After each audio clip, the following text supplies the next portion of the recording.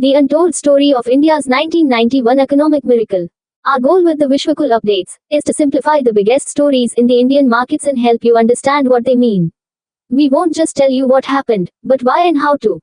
We do this show in both formats, video and audio. This piece curates the stories that we talk about.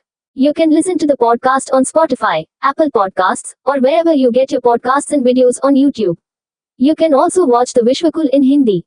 In today's edition, our topics will be: first topic, Manmohan Singh, the visionary behind India's economic reforms. Second topic, India's growth engines in trouble, the MSME story.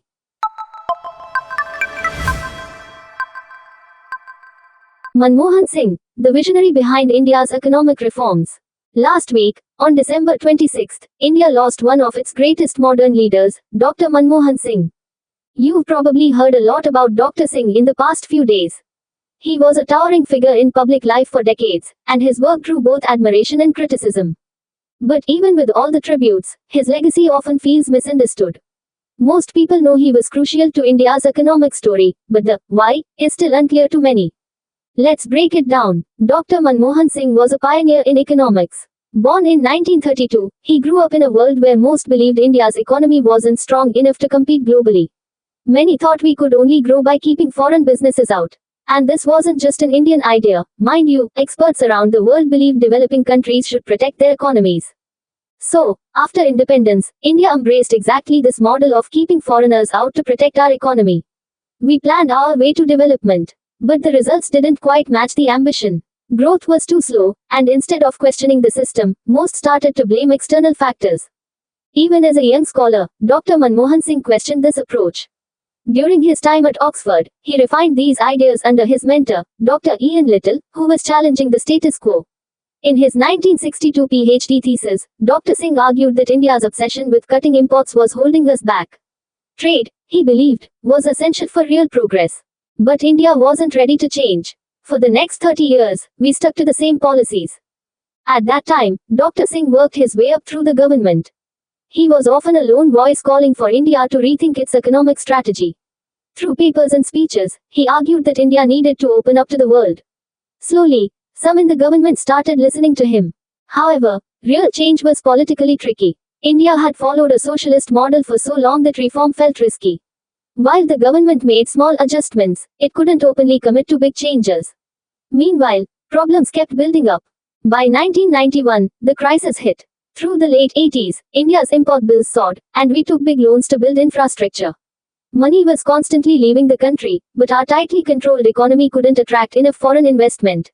By the end of the decade, we were in serious trouble. Then, two shocks made things worse. A war in the Middle East drove up oil prices, and the Soviet Union, our biggest trading partner, collapsed. Inflation shot up to nearly 15%, and we ran out of foreign reserves. With no other choice, we turned to the IMF. They agreed to help, but with conditions. India had to change how it managed its economy. This was easier said than done. The Chandrasekhar government tried to introduce reforms, but Parliament blocked the budget. The government collapsed, elections were called, and Congress came to power in June 1991, barely holding on. India was at the edge of economic collapse. In this critical moment, Prime Minister P.V. Narasimha Rao made a bold decision. Instead of giving the finance ministry to a politician, he chose Dr. Manmohan Singh, an economist with a sterling reputation. Dr. Singh's first task was to stabilize the economy. He took tough, unpopular steps. He devalued the rupee by over 20%, letting its value drop significantly. He also mortgaged India's gold reserves. The sight of Indian gold being flown abroad angered many, and the public was furious. Dr. Singh almost quit, but the Prime Minister refused to let him. Despite the outrage, these steps gave India some breathing room. Then came the real game changer, Dr. Singh's first budget. Everyone expected him to play it safe, to cut spending and conserve resources. But instead, he presented a bold vision to completely transform India's economy. The night before the budget, he introduced a new industrial policy that dismantled much of the license Raj. In his budget speech, he pushed for reducing subsidies, privatizing public sector companies, attracting foreign investment, and reforming banks and capital markets. Over the next few years, these reforms kept going. He also shaped India's financial markets. He strengthened SEBI, opened up the mutual funds industry, and laid the groundwork for the NSE. For India, these were revolutionary changes. Dr. Singh's reforms didn't just meet the IMF's demands, they went far beyond. After over 40 years of isolation, India was ready for global business. For anyone born in the 90s or later, it's hard to imagine what the 1991 reforms meant. They shaped the India we live in today, stronger, more prosperous, and more connected to the world. These reforms created a new middle class and brought India closer to the global stage, both economically and culturally. Source: Hindustan Times. A decade later, in 2004, Dr. Singh was unexpectedly sworn in as India's Prime Minister, as surprising as his elevation to Finance Minister in 1991. In the beginning, India made huge strides under his leadership.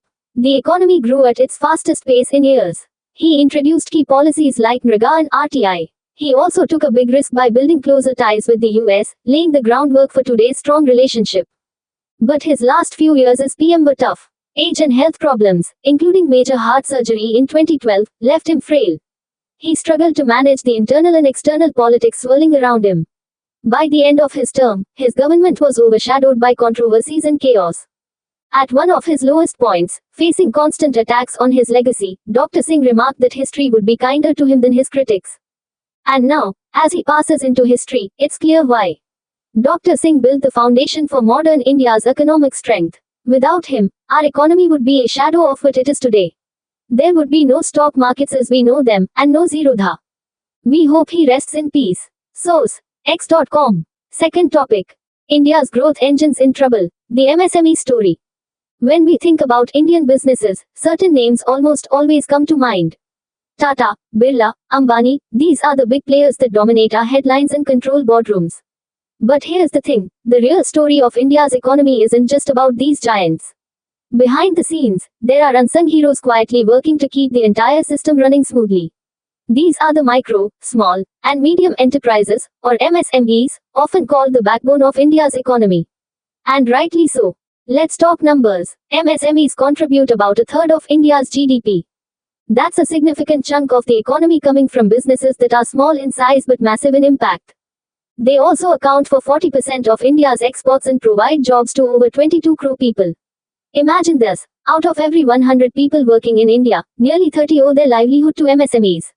And we're not just talking about one or two enterprises. There are 6.3 crore MSMEs across the country. That's millions of businesses creating opportunities, driving local economies, and even making their mark on global trade. Source: PIB. Source: PIB. But there's a twist. Despite their importance, MSMEs face a host of challenges that make their journey far from smooth. Sure, they work hard, innovate, and contribute immensely, but they're up against obstacles that can feel insurmountable. One of the biggest hurdles: access to credit. Now, what does that mean? Credit is essentially money that businesses borrow to expand, buy equipment, pay their staff, or simply keep things running. It's like the fuel that powers a car. Without credit, many MSMEs can't grow, compete, or even survive in some cases. The trouble is, for most of them, finding a reliable source of credit is incredibly difficult. Let's break this down. When MSMEs need funds, they usually have two places to turn. One is what we call non-institutional sources. These include borrowing from local moneylenders, friends, or relatives. While these loans might be easy to get, there's a catch: the interest rates can be so high that they end up crippling the business. Imagine borrowing money to grow your business but then spending most of your profits just to pay back the loan. It's a vicious cycle. The other option is institutional sources. These are formal channels like banks, non-banking financial companies, NBFCs, or even angel investors and venture capitalists. Ideally, this is where MSMEs should be getting their funds. Why? Because these sources are regulated by bodies like the Reserve Bank of India, RBI, or the Securities and Exchange Board of India, SEBI, which means the terms are generally fairer and the interest rates lower. But here's the harsh reality: most MSMEs aren't able to access these formal channels. A staggering 93% of MSMEs either self-finance their operations or go without any financing at all. Only about 5% manage to secure funds from institutional sources, while another 2% rely on non-institutional ones. That's it. And this gap isn't small. According to an RBI report, MSMEs face a credit shortfall of 25 lakh crore.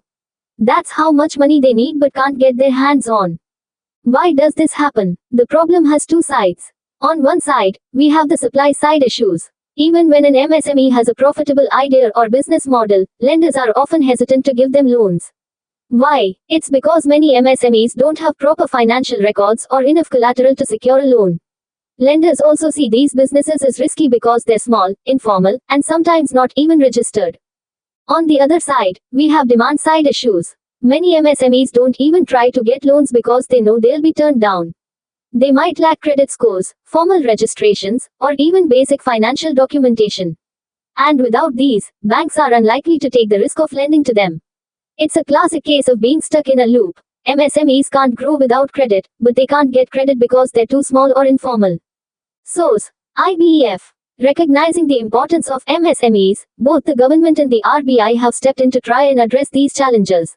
The government has doubled the budget allocation for the Ministry of MSMEs and introduced various schemes to support the sector. The RBI, too, has been proactive with several initiatives to make credit more accessible.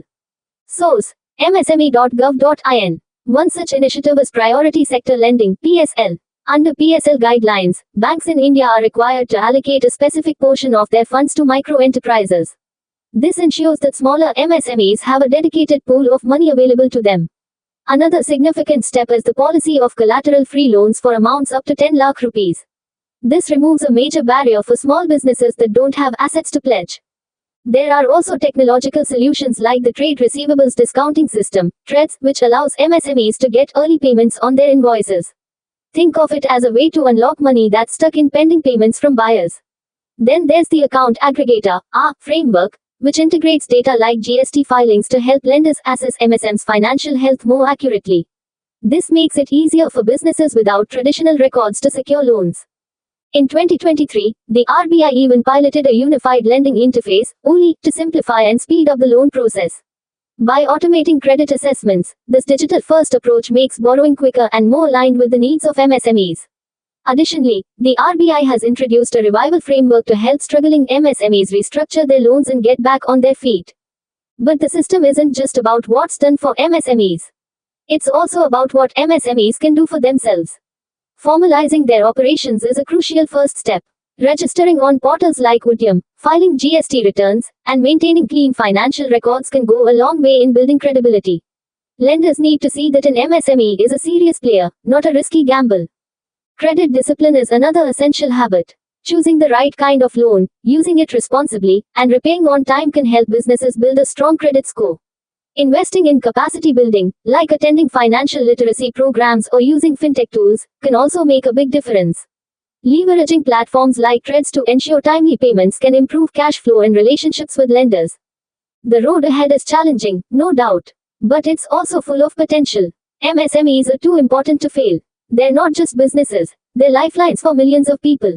By working together, whether it's policymakers, financial institutions, or the MSMEs themselves, we can bridge the credit gap and unlock the full potential of this vital sector. More interesting contents going around are: first, Mankind Pharma has partnered with Innovent Biologics to bring the advanced PD-1 immunotherapy drug to India within 3 years. With the Indian oncology market valued at 8,000 crore rupees, this marks Mankind's first collaboration with a Chinese firm for novel biologics. Second, IndusInd Bank is set to auction 1,573 crore rupees in non-performing microfinance loans, with a reserve price of 85 crore rupees, just 5.04% of the outstanding value. The microfinance segment, accounting for 32,723 crore rupees, 9% of the bank's loan book, saw a contraction and lower contribution to margins, impacting the bank's profitability. Third, Jubilant FoodWorks, the master franchisee for Domino's Pizza and Dunkin' Donuts in India, has signed an MoU with Coca-Cola India to procure its sparkling beverages, starting April 1st.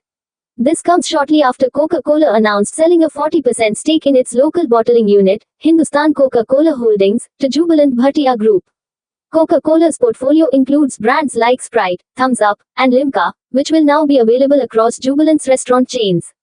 Thank you for watching. Do share this with your friends, and make them as smart as you are. Join the discussion on today's edition here.